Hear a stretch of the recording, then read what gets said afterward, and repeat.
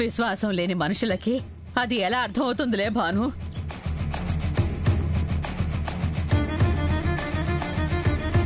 మీ ఆస్తి అనడానికి ఇది మీ తాతలు తండ్రులు సంపాదించిన ఆస్తి కాదు, నా బిడ్డ కష్టార్జితం. మీలాగా భాను కూడా నాది అని మాట్లాడితే కట్టుబట్టలతో మీరంతా రోడ్డు మీద నిలబడాలి. అది తెలుసా మీకు?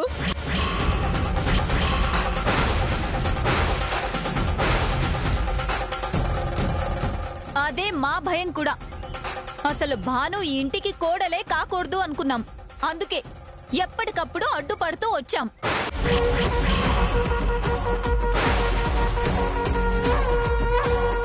అక్క, ఆస్తులే పంచుకొని పోతున్నాక ఇంకా భయం ఎందుకు?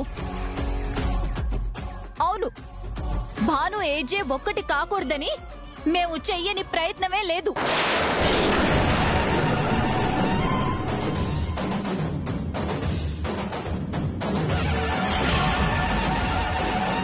చివరికి ఆస్తి ఎంత ఉంది ఏంటి తెలుసుకుందామని మీ గదిలోకి కావాలనే వెళ్ళాను నేను, కానీ కనిపించలేదు.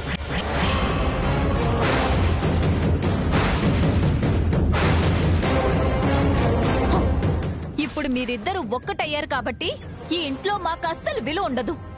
అందుకే మా ఆస్తి మాకు ఇచ్చేయండి. మా ఆస్తిలో ఒక్క రూపాయి కూడా బయట వాళ్ళకి ఇవ్వడం మేము ఒప్పుకోము.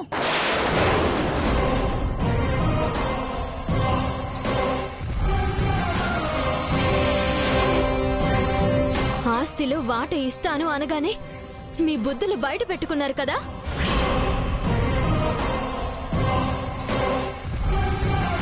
మీరు అడగక ముందే మీ వాట మీకు రాయించి నా భర్త వాటాని ఆ సూరజ్కి రాసివ్వాలి అనుకున్నారు.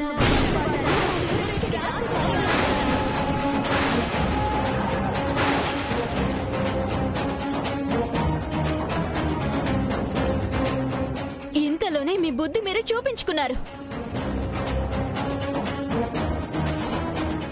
సూరజ్కి ఇస్తున్న ఆస్తి ఆయన వాటా.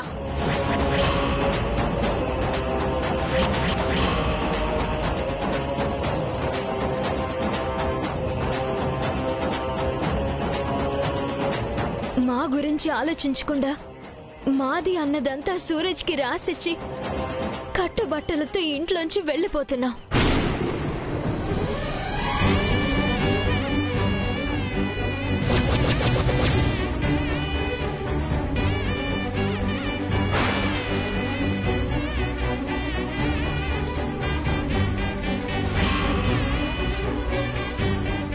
అది చెప్పాలని ఆయన మిమ్మల్ని అందరినీ పిలిచింది.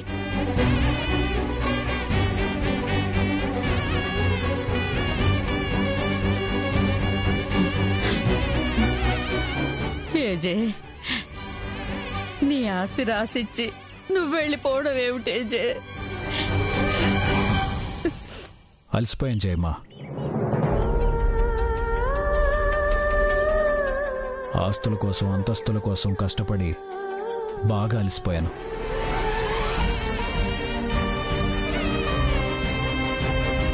ఎంతకాలం వాళ్ళ కోసం కష్టపడ్డాను. వాళ్ళు బాగుంటే చాలు అనుకున్నాను.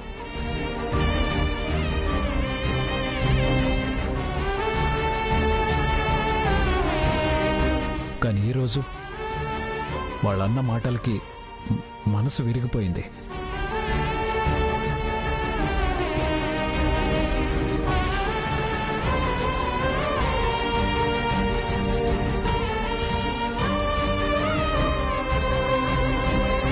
ఇక చాలరా, ఇంతకాలం మీకోసం పడ్డ కష్టానికి మంచి బహుమతి ఇచ్చారు.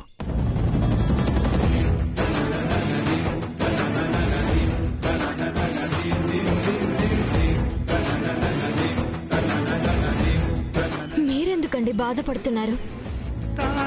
మీ మంచితనాన్ని అర్థం చేసుకోలేకపోయిన వీళ్ళు బాధపడాలి.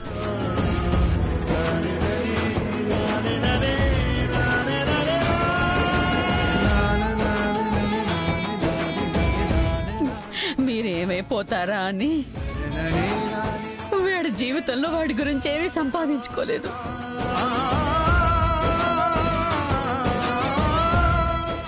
మీరు బాగుంటే చాలు అని పెళ్లి కూడా వద్దనుకున్నాడు. అలాంటి వాడు మీకు అన్యాయం చేస్తాడని ఎలా అనగలిగారు?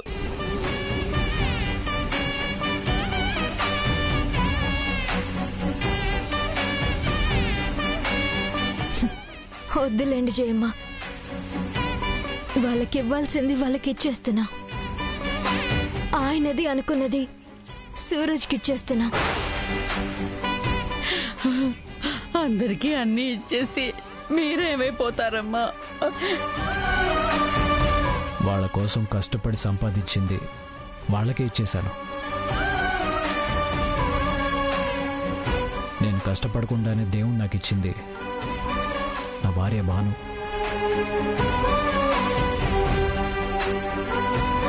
తను చాలమ్మా నేను ఆనందంగా ఉండటానికి. ఎంతకాలం పేరు ప్రఖ్యాతల వెంట పరుగులు తీశాను. కనీసం ఇప్పుడైనా నా భార్యతో నేను సంతోషం.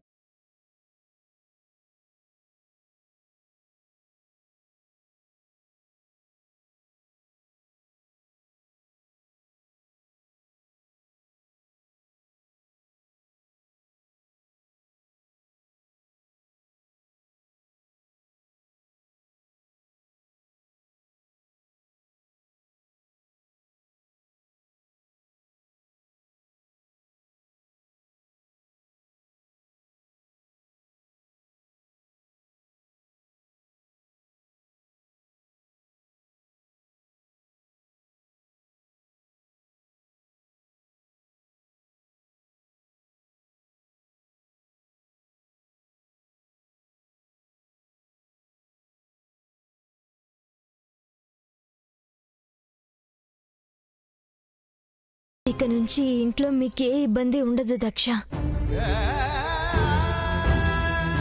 మీరెక్కడికి వెళ్లాల్సిన అవసరం లేదు. మేమే వెళ్ళిపోతాం.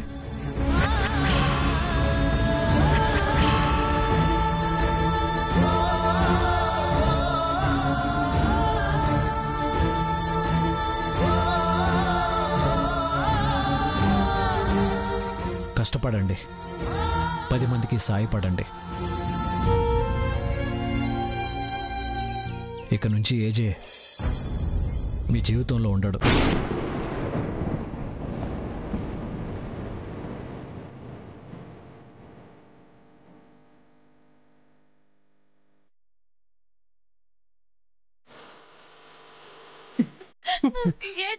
సారీ అజయ్, మీరు ఎక్కడికి వెళ్ళాల్సిన అవసరం లేదు. మాకు ఏ ఆస్తులు వద్దు, మీరు మాతో ఉంటే చాలు. అవునే అజయ్, మీ మంచి మనసు అర్థం చేసుకోకుండా మేము తప్పు చేశాం. మమ్మల్ని వదిలి వెళ్ళొద్దు అజయ్.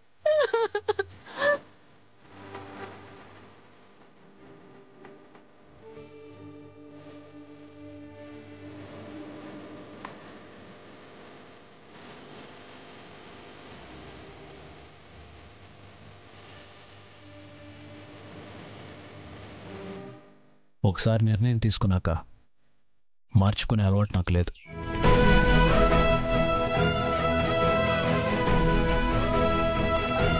ఎప్పటికైనా నాది అన్న బతుకు నన్ను బతకనివ్వండి.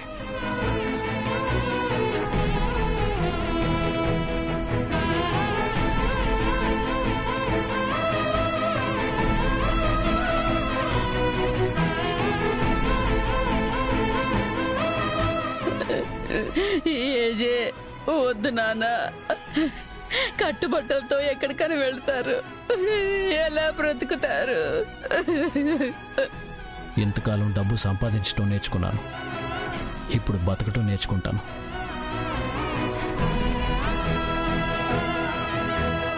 మేం వెళ్ళటమే మంచిదిలే జయమ్మ. ఈ కోట్ల ఆస్తులు, పట్టుపరుపులు, పరివారాలు ఏనాడు ఆయన్ని సంతోషంగా ఉండనివ్వలేదు. ఇవేవీ లేని చోట ఆనందం ఖచ్చితంగా ఉంటుంది.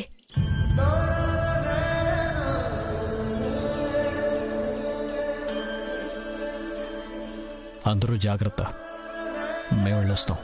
నేను మిమ్మల్ని వదిలిపెట్టి ఉండలేనే. నేను మీతోనే వచ్చేస్తాను.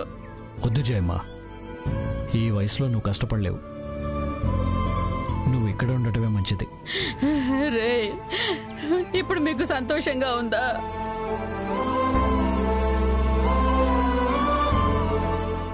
వెళ్ళిపోతున్నాడ్రా, ఈ ఇంటి వెలుతురు వెళ్ళిపోతున్నాడు.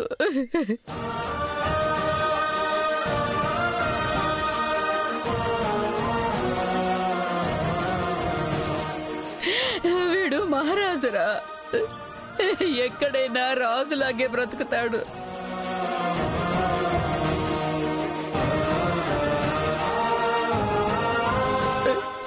మీరేమైపోతారో ఆలోచించుకోండి.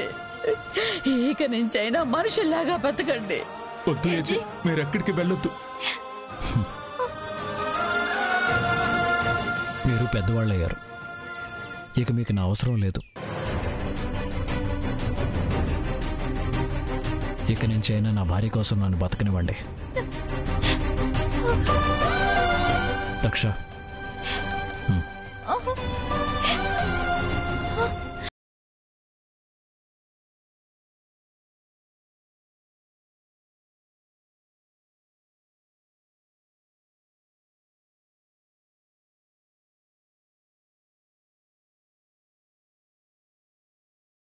వద్దేజే,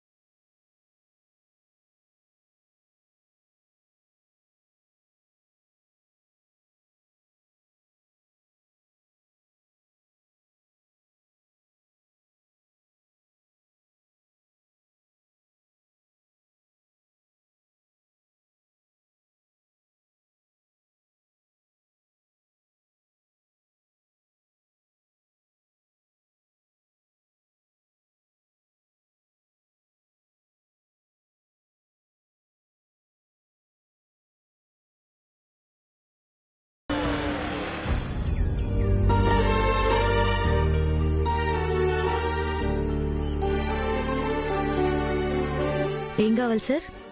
రెంటీవమ్మా. సరే sir.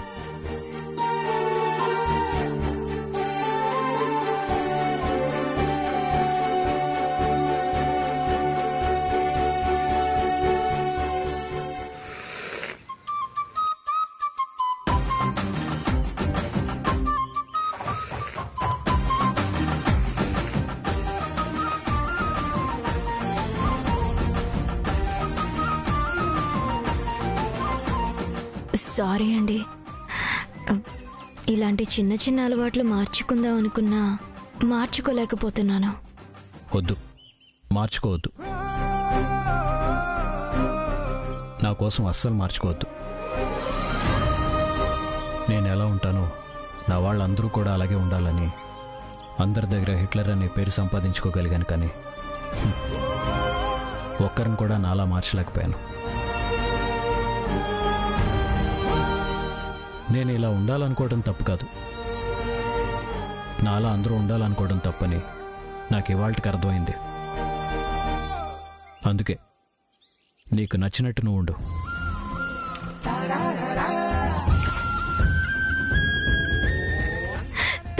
Thank you so much.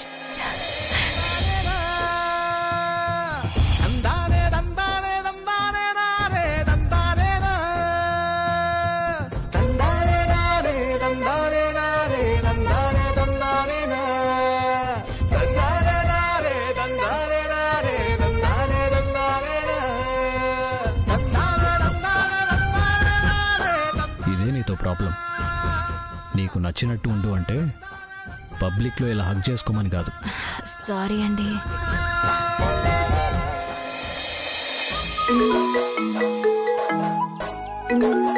మావాడే Raghuram phone చేస్తున్నాడు. రే రఘు, వస్తున్నానని చెప్పాను కదా అని ఇలా అరగంటకు ఒకసారి ఎక్కడి వరకు వచ్చావు అని ఫోన్ చేయాలా? హలో, నేను డాక్టర్ బెనర్జీని మాట్లాడుతున్నాను. డాక్టర్, ఇది రఘు నెంబర్ కదా? ఇతని పేరు రఘునా? ఇతను మీకేమవుతాడు? నా ఫ్రెండ్ అండి. ఏమైంది డాక్టర్? సారీ, మీ ఫ్రెండ్కి యాక్సిడెంట్ అయింది. అతన్ని మా హాస్పిటల్లోనే అడ్మిట్ చేశారు. వాట్? జస్ట్ అరగంట క్రితమే కదా డాక్టర్ తనతో నేను మాట్లాడింది. మీతో మాట్లాడాడు కాబట్టే ఫోన్లో మీ నెంబర్ చూసి మీకు కాల్ చేశాను. ఎలా జరిగింది? వాడికి ఇప్పుడు ఎలా ఉంది?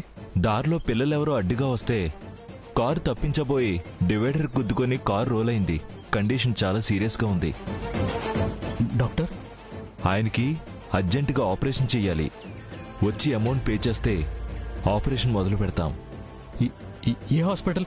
సరోజినీదేవి హాస్పిటల్. మీ నెంబర్కి నేను లొకేషన్ షేర్ చేస్తాను. Okay doctor.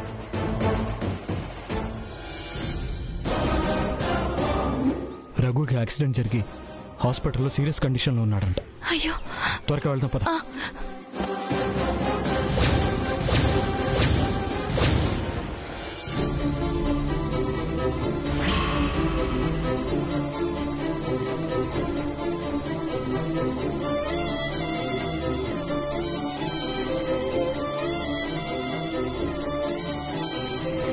ఎక్స్క్యూజ్ మీ, ఇంతకు ముందే డాక్టర్ గారు ఫోన్ చేశారు. రఘురామ్ అని నా ఫ్రెండ్. ఓ, ఆ యాక్సిడెంట్ కేసా? జనరల్ వార్డ్ లో ఉన్నారు, అటు వెళ్ళండి. Thank you.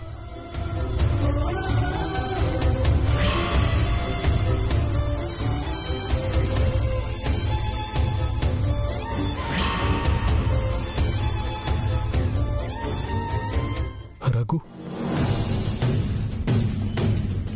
Raghu. Sir, doctor Raghu. ఇంతకు ముందు ఫోన్లో మాట్లాడింది మీరేనా? Yes doctor. వాడే కండిషన్లో ఉంటే ఇంకా ట్రీట్మెంట్ ఎందుకు స్టార్ట్ చేయలేదు? ఫస్ట్ ఎయిడ్ చేశామండి. ట్రీట్మెంట్ స్టార్ట్ చేయడమే ఆలస్యం. త్వరగా స్టార్ట్ చేయండి డాక్టర్. డబ్బు ఎంత ఖర్చైనా పర్వాలేదు. నా ఫ్రెండ్ మళ్ళీ మామూలు మనిషి అవ్వాలి. ట్రీట్మెంట్ చెయ్యాలి అంటే హాస్పిటల్ ఫార్మాలిటీస్ ప్రకారం మీరు సంతకం పెట్టాలి. ఈ సిచ్యువేషన్లో ఫార్మాలిటీస్ ఏంటి డాక్టర్? కండిషన్ చాలా సీరియస్గా ఉంది.